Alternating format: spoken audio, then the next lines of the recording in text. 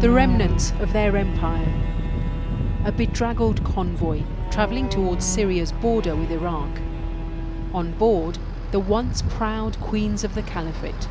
Now they and their cubs are prisoners, being transported by Kurdish forces across the desert to a refugee camp.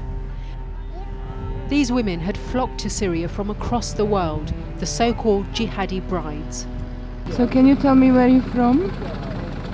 Trinidad and Tobago. What's your name? Gaylan Sue. How old are you? I'm 45.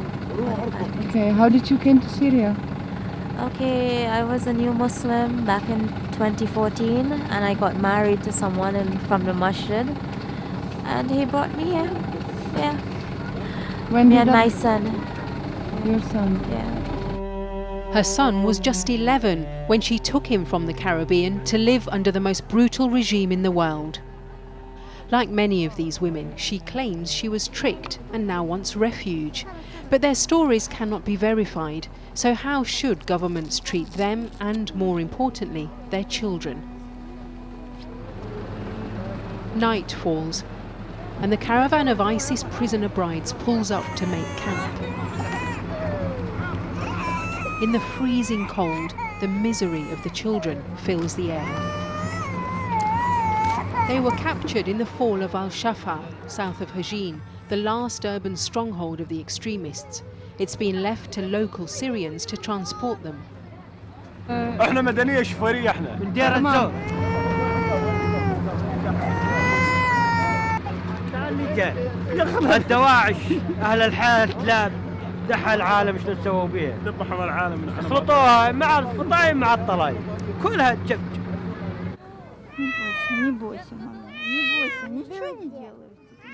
The Instagram kittens of the caliphate now reduced to living in handbags. Madam. This was all recorded by the filmmaker Jana Andert. In the dark, she comes across a familiar accent. She's asking, is it going to be a documentary or something? Two sisters from Britain. Their first concern appears to be whether they'll get to be in a documentary. And yet they don't want to give their names or say where in England they're from. It's possible to know the city where you're coming from in England? I don't want to mention that. We were supposed to be on holiday in Turkey and we ended up in Syria. We don't know how it happened, and since then we've been trying to escape, but it's not been possible. She tells the filmmaker she's a graduate and yet claims she was duped by her brother, who brought the entire family, including their mother, to Syria. We all miss our life before. What do you miss most about your life before? Independence, freedom. Yeah, freedom, independence, no fear.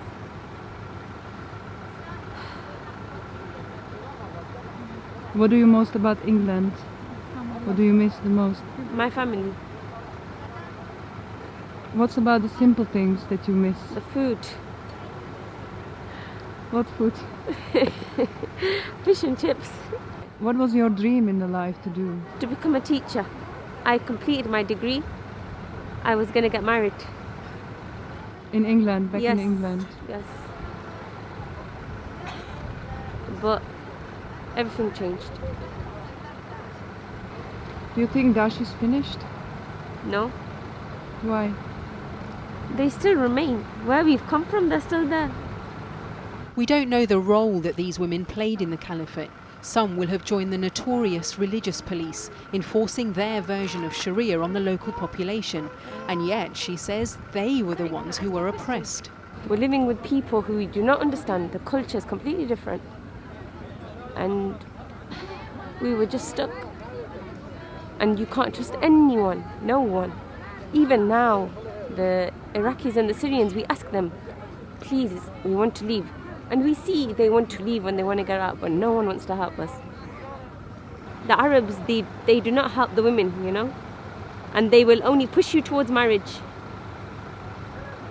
And they always tell you and remind you, it's better for you to get married. Why do you want to leave? The British government fears some of these women may pose a security threat. There have been calls for them to be stripped of their passports. What do you think the future for your kids? About your future? I want them to have a normal life. Do you regret to come to here? The thing is, I don't regret anything, because for me, we came on a holiday, which then turned into a tour in the car into Syria. I don't know how, and it's never been explained to me. Do you blame your brother for this? That he brought you to here? Yes, He died, right? yes. In few words, like, how is it to live under Daesh? It was terrible. They're very extreme. How? Can you be more specific, please? This suicide bombing has nothing to do with the religion, whereas they will make it look so attractive and call the people to it. But there's no such thing as suicide in the religion. It's actually not allowed to kill yourself.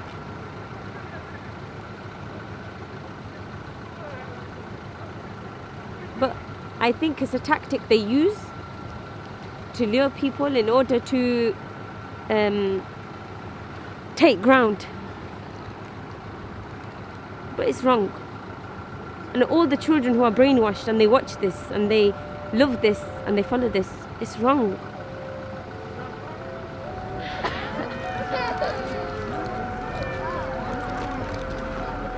Victims or perpetrators in the Syrian jihad? For now, left in the desert, yearning for home.